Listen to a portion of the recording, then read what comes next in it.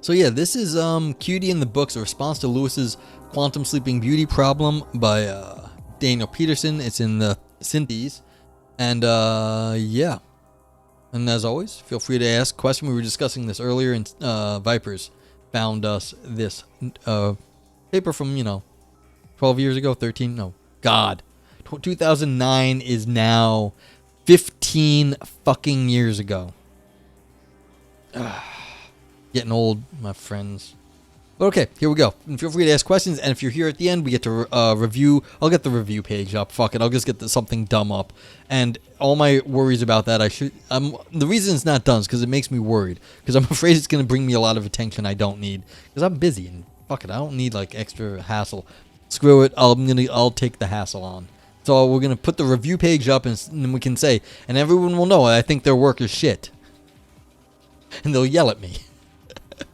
That's not true. That's not what's going to happen, but let's find out if this is any good. And then, like I said, you get to review it at the end. We have a whole review scheme. So if you're in chat, feel free to tell me how you feel about this. Here we go. Introduction. The traditional Sleeping Beauty problem goes as follows. Consider a person, for convention's sake call her Beauty, who is the subject of a rather bizarre experiment. Now, why do philosophers feel the need to ruin classic stories? We have ruined zombies. P-zombies are the lamest things on the face of the earth, and now we have to go ruin Sleeping Beauty as well. Okay, but that aside, Beauty is put to sleep on Sunday night, after which her experimenters flip a coin. If the coin lands heads, Beauty is awakened on Monday and on Tuesday. However, after waking on Monday, a memory drug is administered to Beauty to make her forget this waking. See, you see how creepy this fucking thing is? We're like drugging and making her forget stuff. Creepy.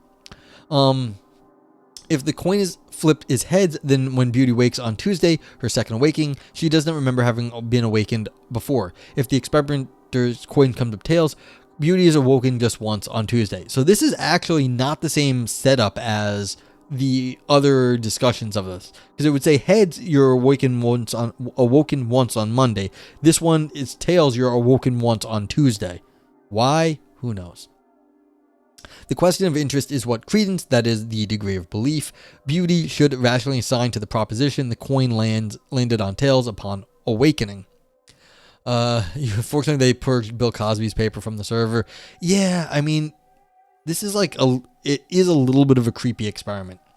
And I mean, the other one sounded like the sailor, and you're talking about a sailor that's like sleeping around in different ports. Is like that a whole lot better? Can't we come up with like less like perverted, creepy, weird, like drugging women and like sleeping around examples? Like, do we need to do this? I don't know. Okay, as Peter Lewis points out in his Quantum Sleeping Beauty paper, the dominant answer to this question in the Sleeping Beauty literature is 1/3, as argued for by Elga, Artzenius, and Dor, among others. Is this Qeauty? Let me see. I want to see. Qeauty or somebody else. Yeah, Dor, so it's probably Qeauty. Okay, I've met Qeauty before. Seems okay. Tindera says, after reading Chalmers' book about consciousness, I want to turn him into a zombie. Yeah, like, the discussion of zombies in philosophy is so irritating. The philosopher's theater kid feud rages on. Yeah, Clovis. Philosophers are perverts, especially ethics professors. Looking that way quite often. I mean, our friend Aris, well, yeah, he is kind of a perv. So what I was going to say he's not, but no, Aris is, if you're in his chat, you talk about a lot of weird fucking stuff. So, what you should be doing is, following. Yeah, I was wondering if he was lurking when I was saying that. You should go be following our buddy Aris. And if you can't tell by his name, Aris Thoughtle, he's a thoughty for thought. You get to have a lot of fun discussion. Now I fucked up. Yeah, Aris is gonna come for me. Ethics professor talks about fun things. That's what you get to do in ethics. I get to talk about weird things in my in metaphysics and shit. He gets to talk about like fun things and that stuff. So. Well, I'm right. Yeah, we know you're perfect. Exactly, you're right. Okay, we found out. None of this is true for legal reasons. But yeah. So, okay. What was I saying? Aris, how you doing? I hope you're doing well today. Hope the book is going well. And as I've said, if you need me to take a look at something, I will take a look at something fast. If you need something looked at fast. So yeah, what's up, Valpo? Yeah, Valpo's back. He's like laughing his ass off too. Okay, because yeah, Valpo and like Aris, like Valpo knows Aris IRL, so he's like gets to laugh about this. You might take me up on that. Well, that's why I say it. You can do it. I mean, look what the fuck I'm doing anyway, so. Random fucking papers. You could use some help proofreading? Yeah. Well, unfortunately, I'm not the best at proofreading because I do glaze over after a while, but the content-wise, I'll at least give you... I'll catch some of the things, and I'll catch some of the content and some of the typos. I'm not like the most... unless I'm reading it out loud, I'm not the most careful proofreader. But, like, I will help. Although, I will say... After doing so many philosophy roulettes, I read a lot of stuff out loud. I'm like kind of used to and analyzing stuff. Yeah. Oh, absolutely, Aris. So sometimes you need the like the idiot check, like from someone else. Like you just haven't like said something completely off the wall. I got that. I always worry about that too. I'm like, I have no one that can read like some like arcane metaphysics I'm writing, and it's like, am I completely off my rocker when I write this? And there's no one I can ask. And the answer is yes, usually. Okay. So what people say is credence of 1/3. So there's 3 possible outcomes when Sleeping Beauty's been woken up. They got woken up on Monday. Sleeping Beauty doesn't know what day it is. And it was heads. They got woken up also on Tuesday when it was heads. Or they got woken up on Tuesday when it's tails. So you've got 3 outcomes. Monday heads, Tuesday heads, and Tuesday tails. So you got 3 outcomes. Alrighty? Should do the German way. It's better. Like this is the American way, but it's really annoying. So like Monday or Tuesday heads, and then there's also the Tuesday tails. So you think if you're counting up outcomes and Sleeping Beauty doesn't know which one it is, you'd say 1/3. Okay. Now, if you're asking about the coin flip, then you can ask, I would say 50-50 because it's a coin flip. If you're asking about the outcomes, then it's 1/3. Now, it depends. We were discussing this right before we started reading the paper. This is called the disambiguation solution. If you separate out the questions into what are you talking about, the coin flip or the outcomes, then it kind of like separates out like the question of what's happening. It looks like most people in the literature have gone for the outcome, the outcome version. So that's 1/3 because there's 3 possible outcomes. Okay.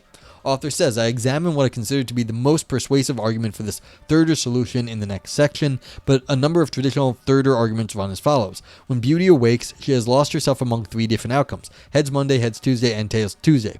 Elga argues that if Beauty learns it is Tuesday, she is indifferent as to whether the coin flip was heads or tails, and if she learns the coin flip comes up heads, she's indifferent as to whether it is Monday or Tuesday. Thus, Elga argues all 3 outcomes should carry the same credence, and so Beauty should be a thirder. Halfers like Lewis respond that Beauty learns no new information when she wakes up. She knew she was going to wake up at least once no matter what the outcome. Thus, when Beauty updates her credence using Bayes' theorem, she finds that she should have the same credence upon waking that she had before going to sleep. Though halfer arguments like Lewis have won their supporters, Peter Lewis points out that most philosophers tend to favor the thirder position. All right, and I find myself leaning towards the halfer, but like I see why the thirders have their point, and I'm more towards a disambiguator. You just have to specify what you're talking about, whether you should be a halfer or a thirder, but like that's a further question. All right. Peter Lewis uses the near consensus on Sleeping Beauty problem to raise objections against the Everettian interpretation of quantum mechanical probabilities. What?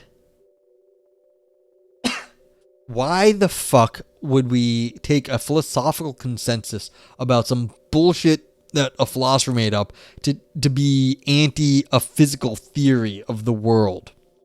What? Okay, you can. I think that's like, stay in your lane, bro. But like, all right, you should be staying in your lane, but like, that's not what they're doing here. All right.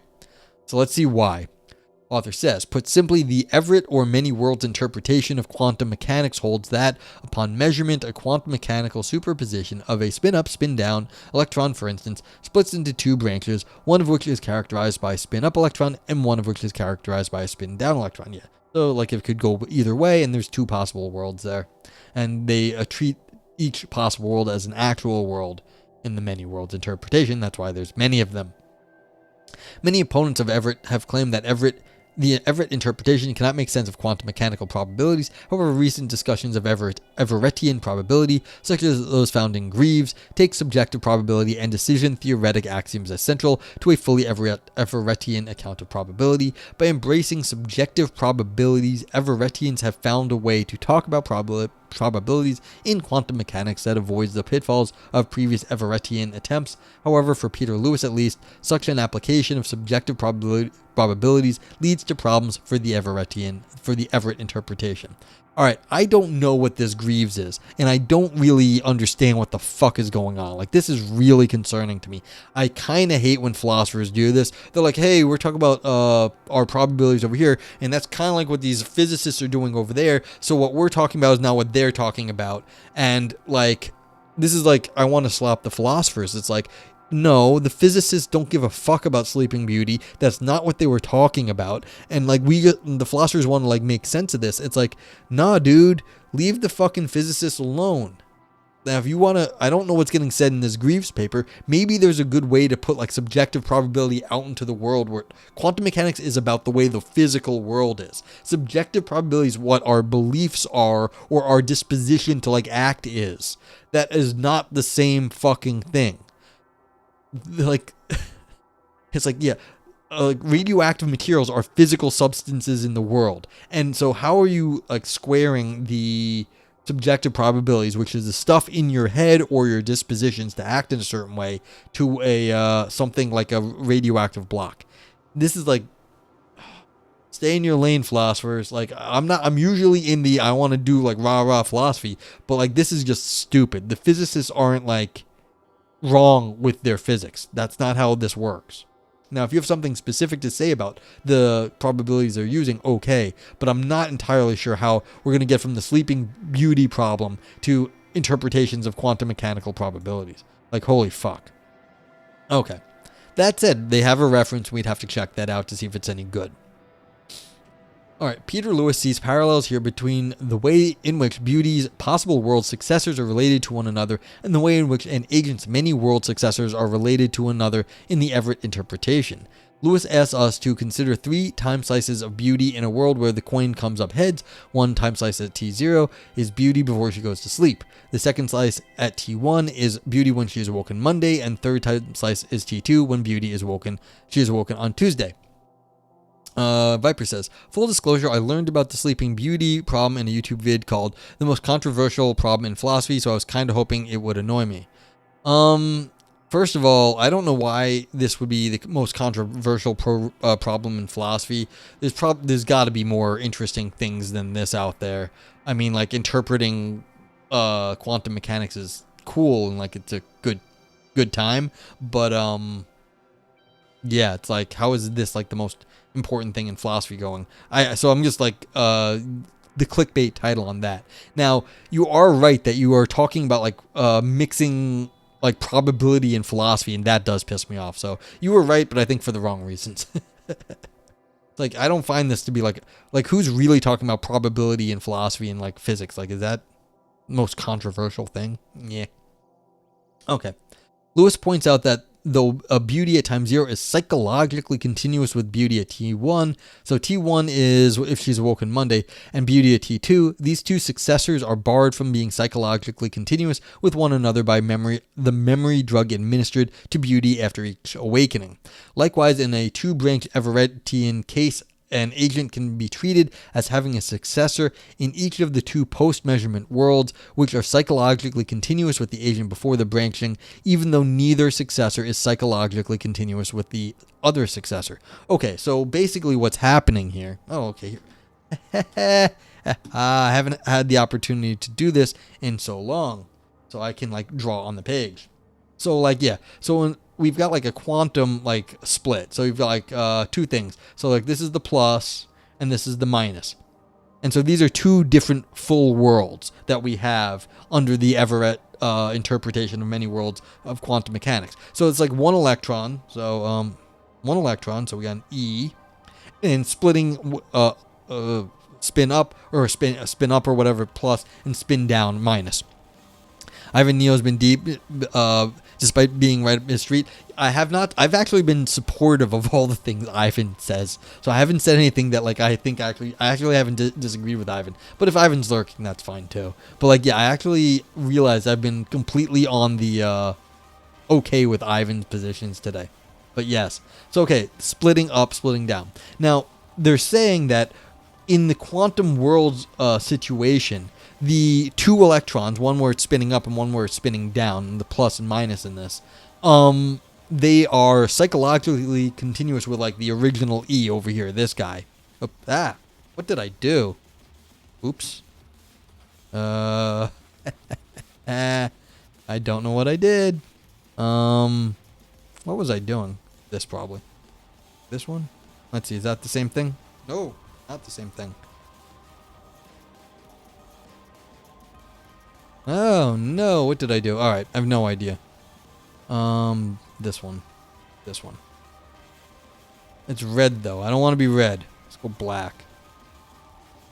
Nuts. Okay, something like that.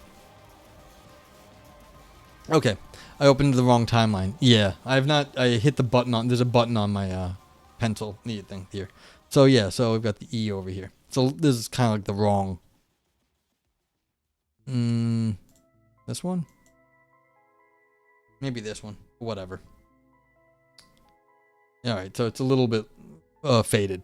Okay, so basically we've got two different worlds and they're psychologically, or they can be tracked back to the original electron here. Now, in Sleeping Beauty is the same thing. You've got two different outcomes on Monday or Tuesday, and they can be tracked back to the original Sleeping Beauty.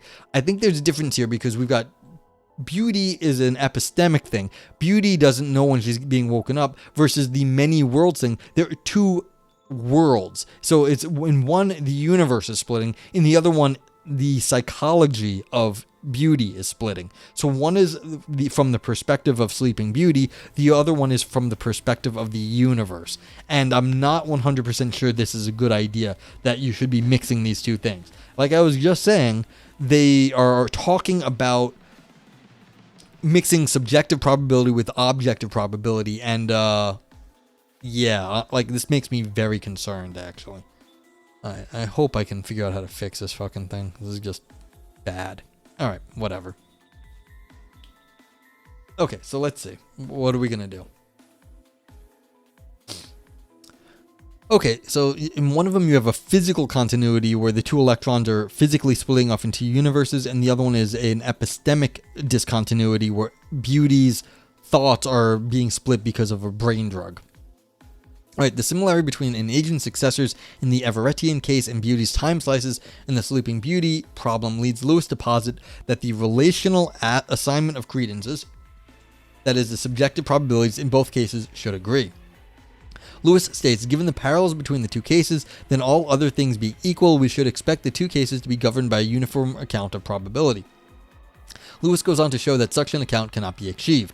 I present a variant of the case Lewis examines in his paper to show how the Sleeping Beauty and the Quantum Beauty case differ. Okay, so Lewis was saying, okay, these are the same and it doesn't work. Because in one, what doesn't work in one shouldn't work in the other, and something doesn't work. Fine. So let's see. Consider Beauty's sister, Qeauty. I kind of like that we've got Beauty and Qeauty. Alright. Who participates in an experiment similar to Beauty's. And for those who don't know, this is a traditional, like, going with the Q. Switching things to Q's is like goes back to, I think, Kripke on Quos for you philosophy nerds out there. Alright, so the experimenters put Qeauty to sleep on Sunday, but this is like double clever because instead of Beauty, now you have Qeauty, and so this is actually a very cutesy thing for the author to have done. So the author gets +1 on philosophy puns. The experimenters put Qeauty to sleep on Sunday and flip a coin. If the result of the flip is heads, they do an X spin measurement on an electron in a superposition of X up and X spin down, with probabilities of 1/2 corresponding to each outcome per the Born rule. If the result of the measurement is X spin up, they wake up Qeauty on Monday and then put her back to sleep. If the result of the measurement is X spin down, they wake her up on Tuesday and then put her back to sleep. Finally, if the coin lands on tails, the experimenters wake Qeauty up on Tuesday and then put her back to sleep. Okay, so now we are basing this basically on an additional quantum measurement. Assuming that Qeauty is an Everettian her case mirrors her sister's in many ways. First of all, Qeauty in a world where heads is flipped is similar to Beauty's in a world where heads is flipped by Lewis's lights. Qeauty has two successors here, both of whom are psychologically continuous with pre-branching Qeauty, but by the Everettian's light are not psychologically continuous with either. Likewise, Beauty has two post-Sunday successors, both of whom are psychologically continuous with Sunday Beauty, but which are not psychologically continuous with each other because of the forgetfulness drug. Finally, in the Beauty case, Qeauty has a self-locating uncertainty that she may be on one of the many branches, yet when she wakes up, she does not know which branch she is on. Given the many similarities between Beauty and Qeauty's cases, Lewis's claim that the same account probability should govern both cases seems reasonable. Yeah, I mean, you can add as many things you want to it, but you can just keep like matching up the forgetfulness cases with all the splits in quantum, the quantum splits. So like every time there's a quantum split, you just have a new forgetfulness drug administered. Easy. Okay. If Lewis is right, one would expect that the Everettian account of subjective probability in the Qeauty case should agree with the consensus about credences in the Beauty case. However, Lewis points out that this expectation is not met. The assessment of the probability supported by Everettians, Lewis claims, requires that one take the halfer position to be the correct one in the Qeauty case, and Everettian Qeauty will treat her situation as if the probability of being awoken on Monday and the coin being heads is the same as the probability of flipping heads twice on a fair coin, or 1/4. And Everettian Qeauty will thus treat the probability of the coin landing on heads as equal to the probability of the coin landing on tails, which entails the halfer solution. Since the popular solution to the Beauty case is the thirder solution, Lewis's expectations that the credences in these two cases should mirror each other is clearly violated. Lewis states that he would be content with such divergence if the two cases were obviously disanalogous, but since the epistemic similarity between Beauty's and Qeauty's successors in the two cases leads us to believe that the two cases should treat probability the same way, the divergence seems to indicate a problem either with the logic of the thirder Beauty or of the halfer Qeauty. Lewis's own position is that this inconsistency poses a problem primarily for the Everettian, and so his quantum sleeping Beauty argument gives us a reason to reject the Everettian accounts of probability. Okay, I was on board with everything like the author just said, and kind of with Lewis's interpretation. As before, we were saying, look, if you're looking more at the coin flips, then it's going to be a halfer. If you're looking more at the outcomes, you're going to then be more with the thirders. What's really weird to me about this is this is one of the things philosophers have to do. And I know all of the professionals in chat, which we have a few of, will recognize this. You do something in philosophy and then someone makes a big fucking claim that this is how the world is. This is exactly what's happening here. We have this little toy problem, the Sleeping Beauty problem, and then they're going to say, let's reject the Everettian account of gives us reason to reject the Everettian account of probability in physics. Come on, philosophers. Really? You have a theory that's been well established, and then you've got a toy philosophy theory, and let's toss out the physics with the bathwater, which is the fucking silly philosophy example. So, this is just... But this is how you make hay in philosophy. You want to get published, you say, and I'm just as guilty. I'm not just as guilty. This is how you make hay. You say, look, these people who think they're right and then look like they are right, they're wrong. And I like my last paper, I did that too. But I think I did it better. So it's but again, is this a toy problem? Was I using a toy problem? Not really. I was talking about logic in general. This one is you've got a toy problem with the Sleeping Beauty. Does this really show that because people, the philosophy community is more thirder, that we've misinterpreted quantum mechanics? That seems like a little bit of a leap, So that happens though. Okay, so David Papineau, and I'm assuming David Papineau because I don't think there's any other Papineaus, and Duravilla raised some issues with Lewis' argument, primarily arguing that there are important metaphysical differences between the Beauty and Qeauty cases that Lewis fails to acknowledge, and thus Lewis is wrong to expect that the two cases to treat probability analogously. Viper says, all many worlds does is make quantum phenomena seem less weird. There's no evidence for it. Yeah, but that's okay because the math is already worked out for all of that stuff. And so the idea that our reinterpretation of how the probability should work should not be affecting the many worlds interpretation, because as you say, it's only making the way the math works seem less weird.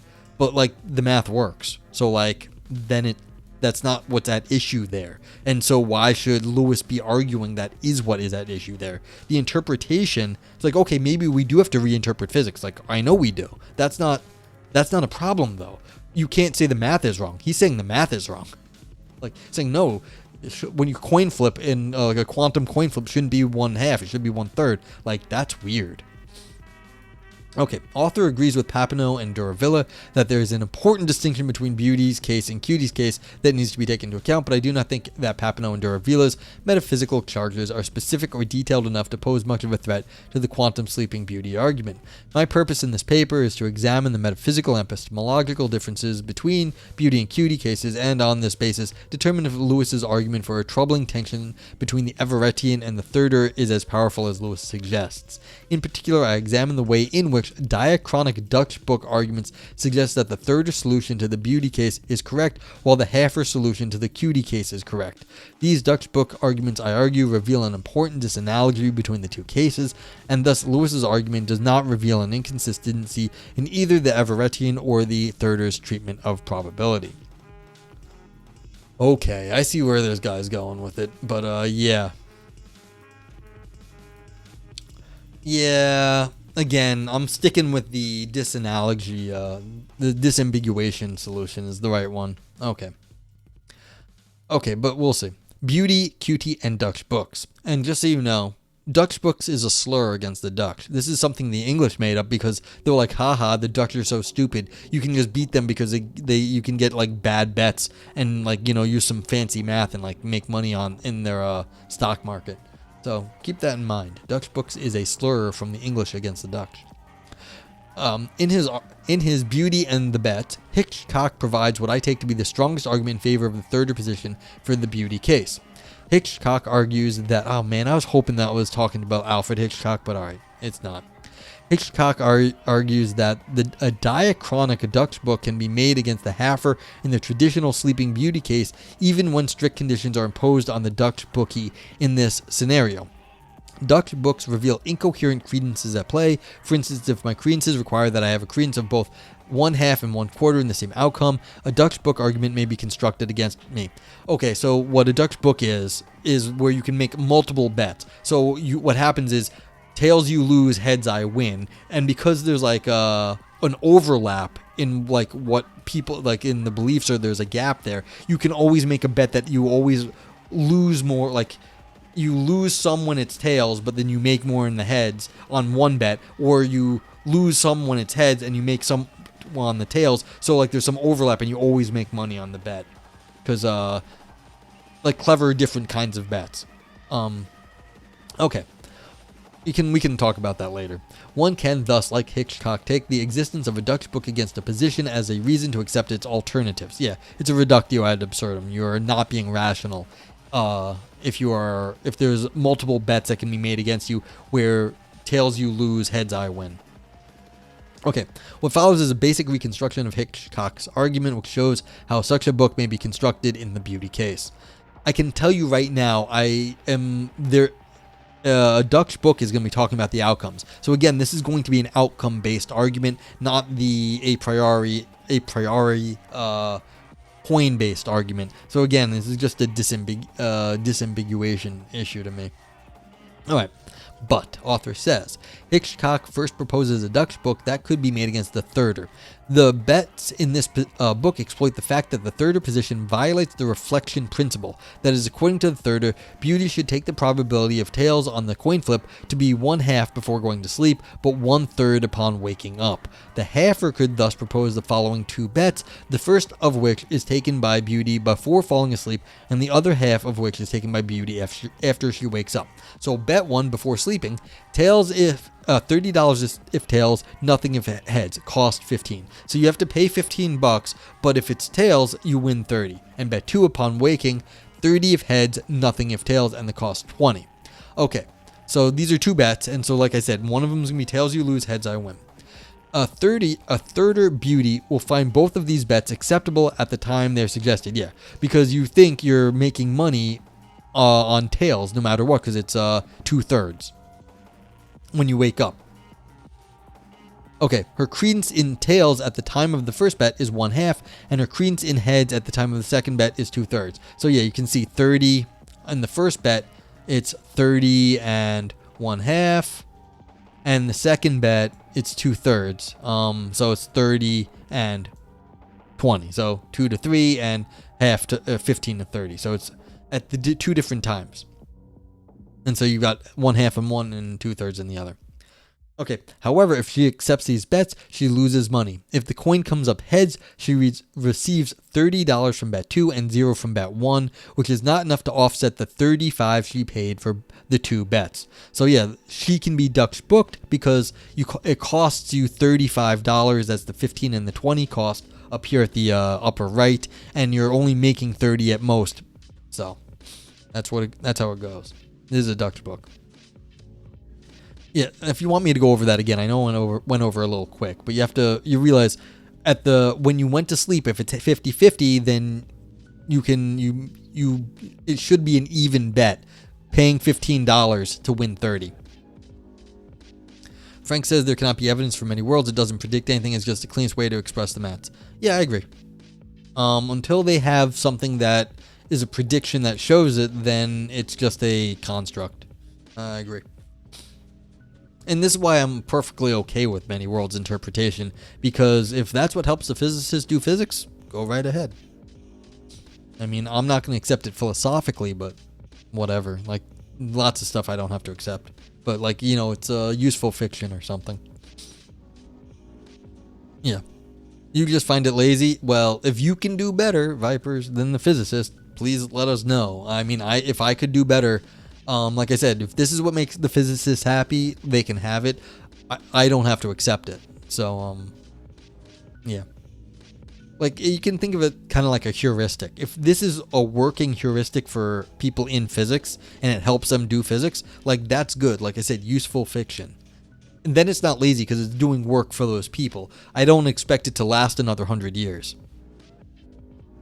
But yeah. I mean, that's what it is, Frank. It doesn't matter if as many worlds is true or not. Yeah. See, yeah. Vipers, you're saying it's like just to get out of jail free, like they don't have to explain things.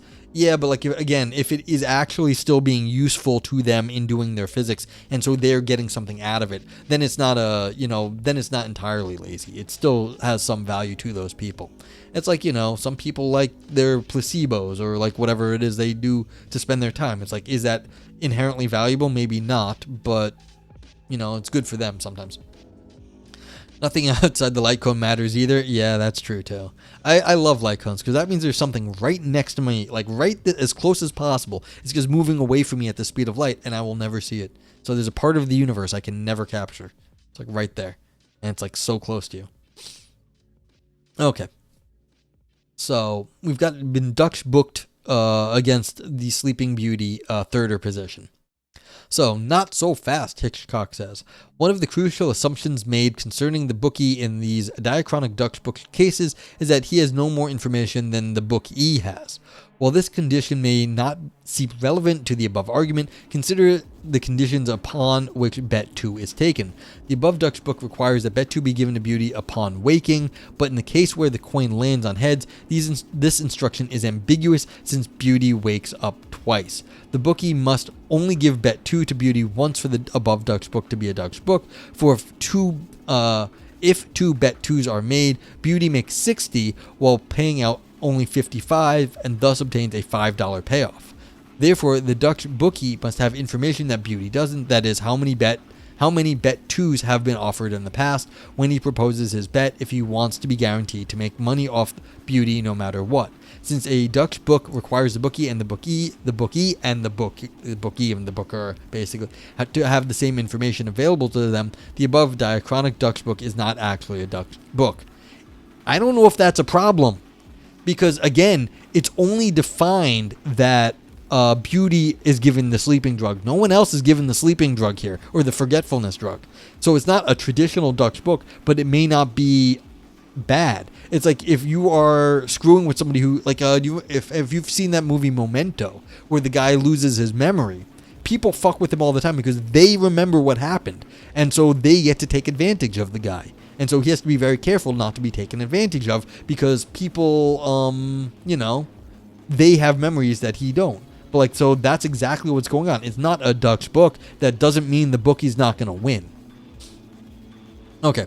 Hitchcock suggests the following consideration so that the above mistakes above does not happen again. They have too many aboves right there. The bookie which is funny because they're saying about the mistakes, and there's too many aboves right there. Hilarious.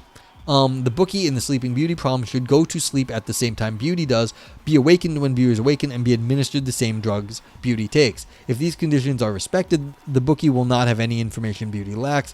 Hitchcock provides a new Dutch book argument that respects this consideration, but his argument is now against the halfer. Consider the following new bets. Yeah, but that's the fucking problem right there. Everyone else knows what's going on except for Sleeping Beauty. Now they're changing the experimenter. That's just not the same problem at all. That's saying we all forget what's going on. If we all forget what's going on, then it is as if there are 3 outcomes, because we don't know about the coin flip. If we forget about the coin flip, then there is no fucking problem here, because you are losing information. Like, yeah, you just forgot the coin flip, but that was the whole point, is that the experimenters know the coin flip, and that Beauty also knows the coin flip, but now no one knows the coin flip. No one except for God. And like, it doesn't matter because no one will know. It's outside our light cone. Oh, man. Okay. Consider this. So this is where everyone forgets how the coin flip went. So bet 1 before sleep, 30 of heads, nothing of tails, cost 15, so that's half and half. And bet 2 upon waking, 20 of tails, nothing of heads, cost 10. So this is again half and half. These bets are acceptable to Beauty, assuming the credences for the half. Yeah, everything's now you're saying half. Now 2 situations arrive involving these bets. Consider the case where the coin flip is tails. Beauty takes bet 1 prime before falling asleep, and then takes bet 2 prime when she awakes, which is only once. She pays 25 for the 2 bets, and because the flips was tails, she makes 20. Overall, then she has lost $5. Now consider the case where the coin flip is heads. Beauty takes bet 1 before falling asleep, but since she is awakened twice, she makes bet 2 prime twice. Thus, she pays 35 overall for the 3 bets, but because only bet 1 prime provides her with any payoff, she only makes $30. Again, Beauty loses $5. Since Beauty loses $5 no matter what, and since the bookie has no more information than Beauty has when he proposes these bets, the above bets constitutes a Dutch book against the halfer. This is no longer parallel. Exactly, Frank. This is my gripe. It's not parallel. Because the whole thing was that the experimenter knows what the half was and they can remember. So it's like, yeah, I don't find this parallel at all. Okay. But, so this is basically it's forcing us into not knowing the coin flip. And so we are only in the thirder position here. And that's what it's doing, but that's not the original problem. Because if all you have are the outcomes, then you are in the thirder position. The new experiment changes the Beauty's pre-experiment calculus. Exactly. Precisely. 100%. Yeah. The fact that a Dutch book can be made against a halfer Beauty but not a thirder Beauty gives one a reason to prefer the thirder solution to the traditional Sleeping Beauty problem, but can it help with the Qeauty case? The cases, after all, are supposedly analogous according to Lewis, which I don't think they are, but that's okay. I argue that no Dutch book can be made against a halfer Qeauty, and thus Hitchcock's result for the Beauty case does not carry over to the Qeauty case. Let's examine the Dutch book argument against the halfer in the Beauty case to see if the argument holds in the Qeauty case. If so, it would seem that Lewis's condemnation of the Everettian for her halfer solution is unjustified. Again, examine the following 2 bets. Bet 1 prime before sleep, 30 if heads, nothing if tails, and that's 15. So yeah, at the beginning when you're looking at the coin flip, it's half.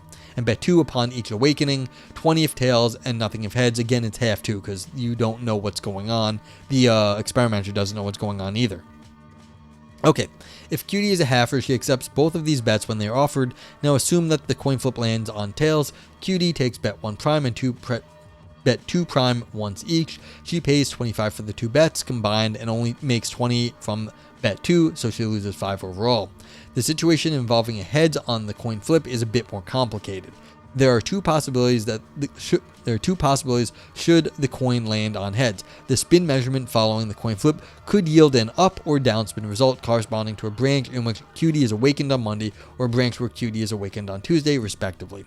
Consider the first branch. The coin flip is heads on this branch and the spin is measurement up. Qeauty's successor is awakened only once on this branch, so as in the tails case, she takes bet 1 prime and bet 2 prime once each. She pays $25 for the two bets combined, but gets a payoff of 30, thus gaining 5. The down measurement case is the same. Qeauty's successor is only awakened once, so she takes both bets only once and ends up making $5. Since Qeauty makes $5 if the coin lands on head, regardless of the spin measurement outcome, and loses $5 on the coin lands tails given the series of bets, these bets do not constitute a Dutch book. Yeah, so if you're talking half and half, which they're forcing by injecting the quantum thing there, which is something in the world, which is acting as if it's acting like a super hardcore coin flip where no one can ignore it, then you're forcing it into a half-half situation. Okay. Now consider the original bets. The Hitchcock, again typo, bets Hitchcock proposed as a Dutch book against the third or Beauty. So we've got the 15, the half in the beginning, and 20, 30, the 2 out of 3 for the awakening. These bets do not constitute a diachronic Dutch book against the thirder because Beauty was awakened twice if the coin flip came out heads, meaning that the bookie would have to know that bet 2 had not previously offered to Beauty for this series of bets to constitute a Dutch book. Yeah, so I guess they're in the forgetting stuff too. This one as well. Such information went beyond what was available to Beauty, but in Qeauty's case, the analogous information needed would be that bet 2 had not been offered to Qeauty at any point in the past along any individual branch. This information is available to Qeauty and her bookie, both since they know that there's only one awakening along any individual path. Do they? I guess, alright, so I guess they have to know this in this situation. Alright, let's examine this point in more detail. Consider the case in which tails is flipped. In this case, Qeauty is awakened only once, as is the bookie. Oh yeah, so they're both asleep in this one. So we're doing an asleep bookie for both of these. So again, we're in the disanalogous situation, which I find just, why would you do this? It's a disanalogous situation. Okay, so in this case where neither the bookie or Qeauty knows what's going on, Qeauty loses $5 if she has accepted both bets. She has paid 35 and won only 30. Consider now the case in which heads is flipped and the measurement yields a value of spin up. In this history, there has been no bet 2 offered to Qeauty, and so when the bookie and Qeauty are awakened, he offers bet 2 and she accepts, meaning that Qeauty loses $5. She has paid $35 and won only 30. Likewise, the bookie's successor in the spin down world has never offered Qeauty bet 2 before, so the bookie makes $5 on this branch. Qeauty is not awakened again on any of these branches, and thus, no matter what the coin flip result or spin measurement result, Qeauty's successor has awakened only once, meaning that the bookie needs no extra information about which world or branch he is in to be able to propose the Dutch book. Bets 1 and 2 constitute a Dutch book for Qeauty, since the bookie is placed in the same epistemic situation as Qeauty and can offer her a series of bets she would accept, which always leads to her losing money. Okay, because I guess because the bookie understands how the quantum coin flip works, the bookie still has the information in this scenario. So even though there was a coin flip in the beginning, by injecting the quantum coin flip about the spin of the electron, the bookie still knows this, and so can it can basically get more information than Qeauty does. Okay, what the author has shown in this section is the following. In the Beauty case, one has a reason to prefer the thirder solution, since a diachronic Dutch book can be constructed against the halfer, but not against the thirder. In the Qeauty case, however, one has a reason to prefer the halfer solution, since a diachronic Dutch book can be constructed against the thirder, but not the halfer. This disagreement, I believe, suggests that there is some important difference between the Beauty and Qeauty cases that provides the disanalogy Lewis claimed would be fatal to his argument. Yeah. Jake the Rip. No, it can't. Okay. Well, why not? Welcome in on Kick. Yeah. So, yeah, we're talking about the Sleeping Beauty case, and I'm on the it depends what you're talking about. I think it's just ambiguous. Man, sorry, what's up? Nah, it's cool. This is what we do here. Don't be sorry. Say hi. It's cool. Okay, so what's going on? Yeah, this is about information. This is like the Monty Hall problem, in which Monty has to give you information mid thing here, mid experiment. If Monty doesn't open one of the doors, you get no information. You stick with the original 1/3. If Monty gives you information, then you know more, and you should switch. That's exactly what's happening here. When there's a quantum spin up, spin down, rip to that girl. Yeah, I know, poor Sleeping Beauty. Losing $5. I know it's terrible. In this case, now we're getting the quantum spin up, spin down experiment. The experimenter knows, or the bookie knows where something's happening. They're getting more information, and then they can plan accordingly. But like, that's what's going on here. More information is being added to the situation. Yeah, but I don't like this, because the whole point of the Sleeping Beauty is that you're starting off in one epistemic state and then you're losing it. And we know that as the experimenter, or from the outside perspective. So I don't like this. Okay. The difference. And we're getting towards the end here, so it's like, this is it. Just a page and about 2 pages to go. Page and a half. The difference. To say that Beauty and Qeauty cases are disanalogous simply because diachronic Dutch books can be made against different positions in these two cases would be too facile. Wow, facile? Really? Okay. In this section, I discuss what differences between the two cases underwrite their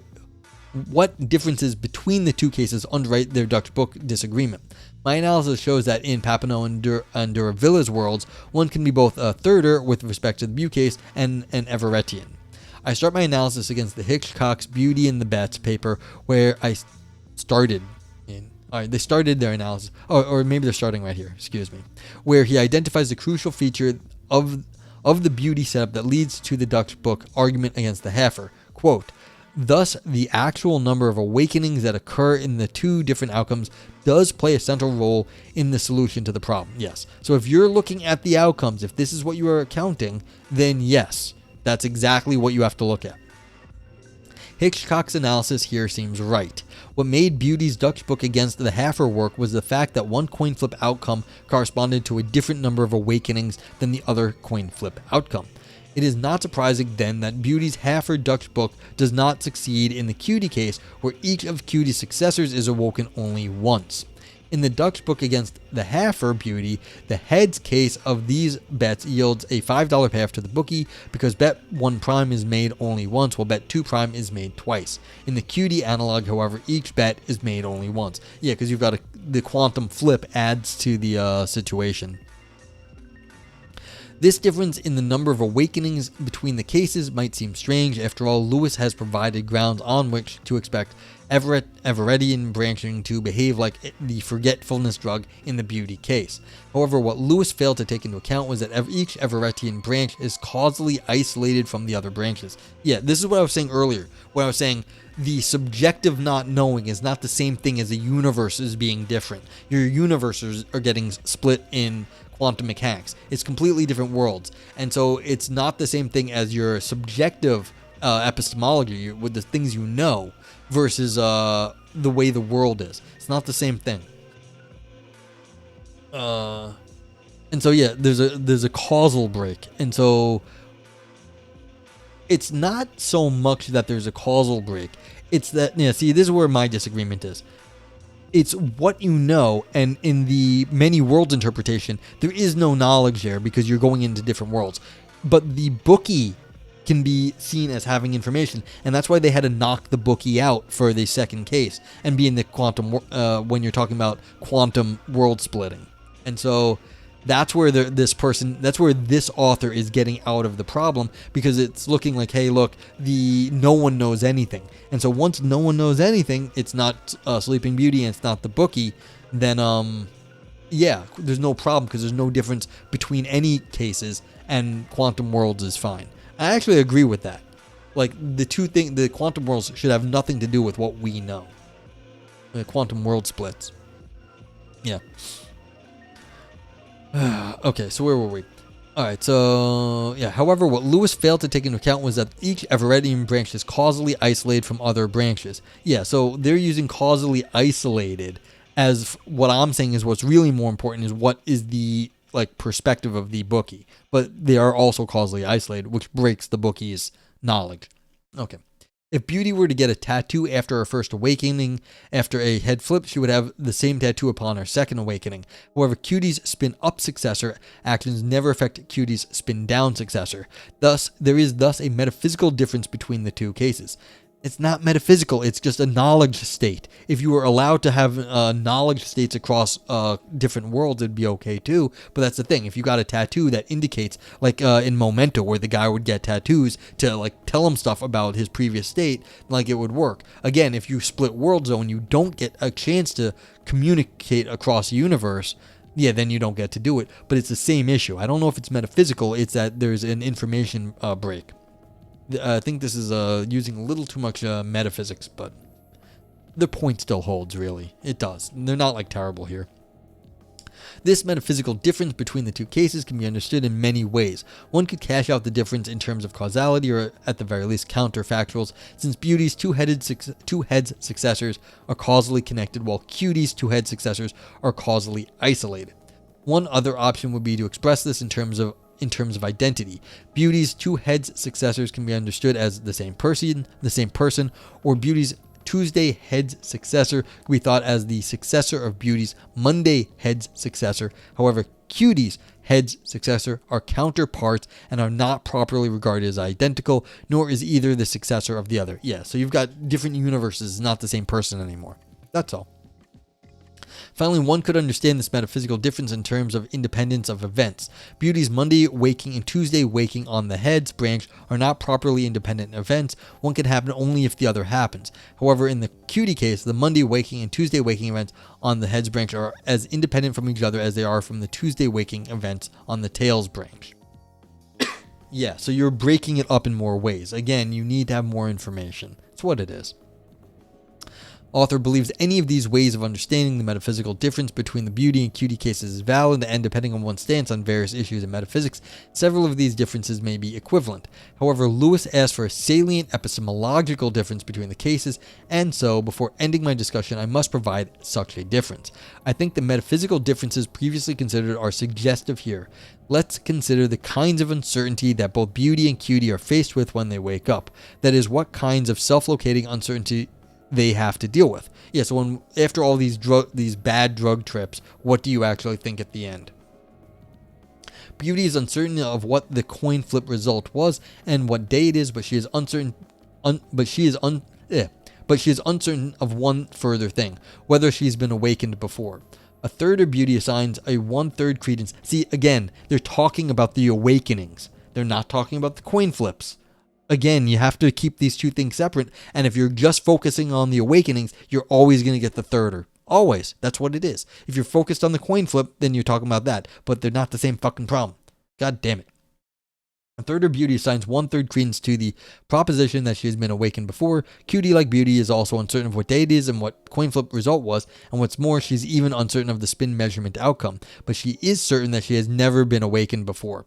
No matter what branch Qeuty wakes on, she knows that this waking event is both her first and her last for the duration of the experiment.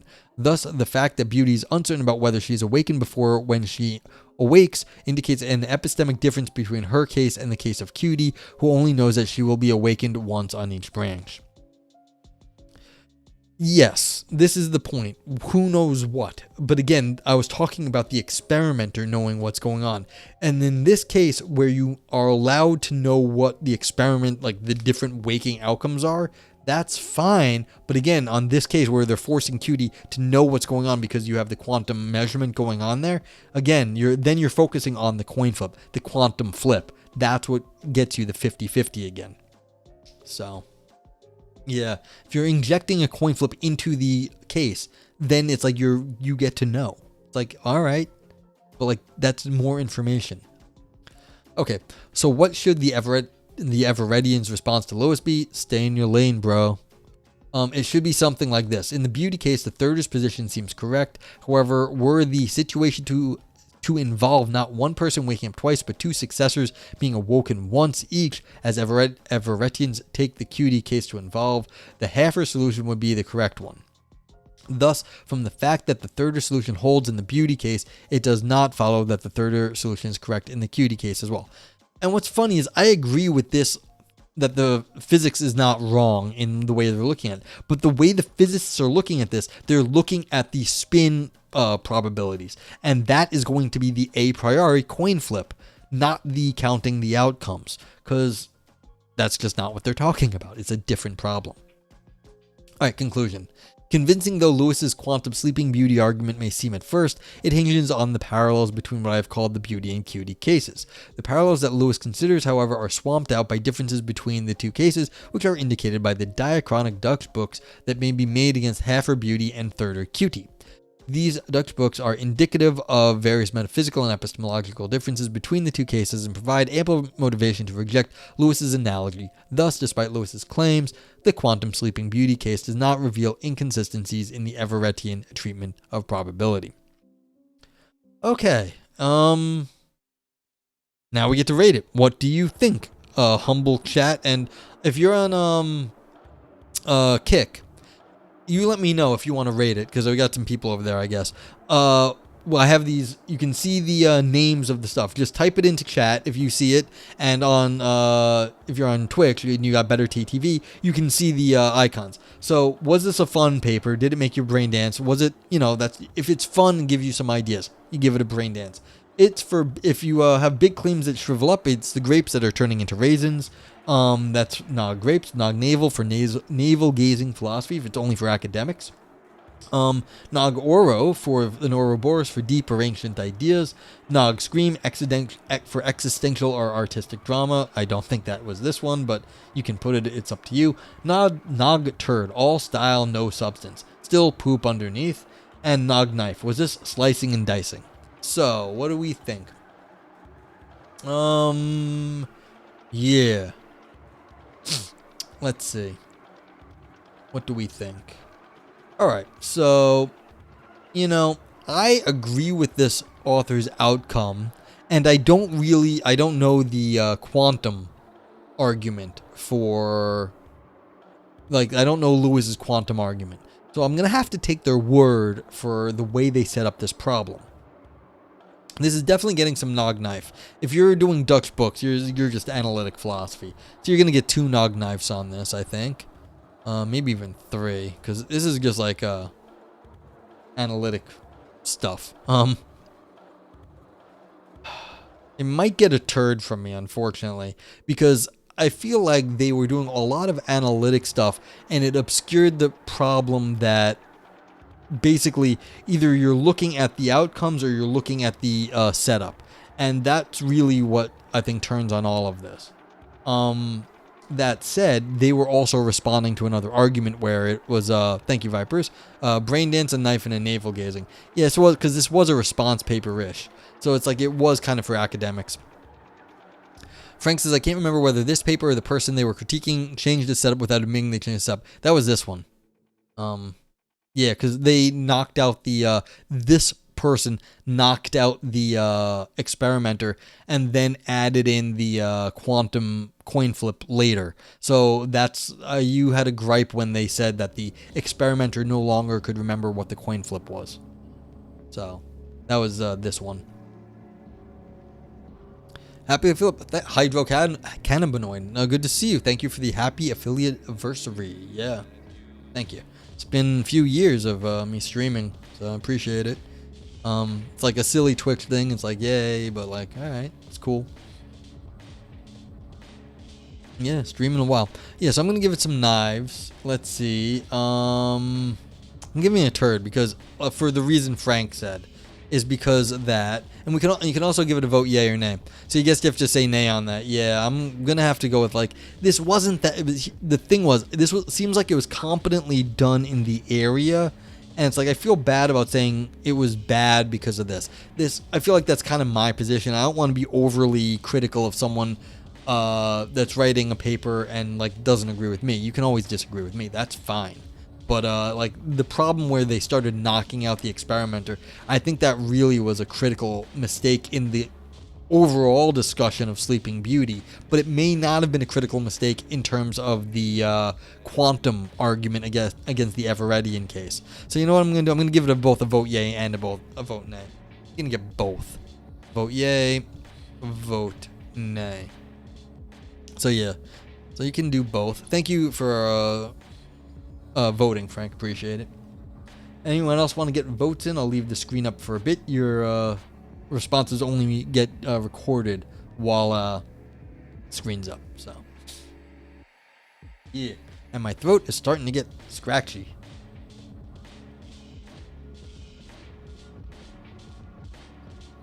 Bit of a long stream today, 3 hours. Thank you for the brain dance. Yeah, I mean, in the end, they were talking about like causal isolation. And what does the causal isolation do when you're in like different worlds under like a quantum theory? You're in like different universes. Again, all that is doing is really just breaking off like the experimenter's view. So you can't see. So you've got like people, you're breaking the causal relation between the people in the story, between like, you've got different views, different possibilities, and how many times you actually making a bet. But again, you held back on positive negative judgment because I got distracted by a cute goth girl halfway through. You were not qualified. I don't make distinctions about getting distracted by cute goth girl, so that's okay. You can still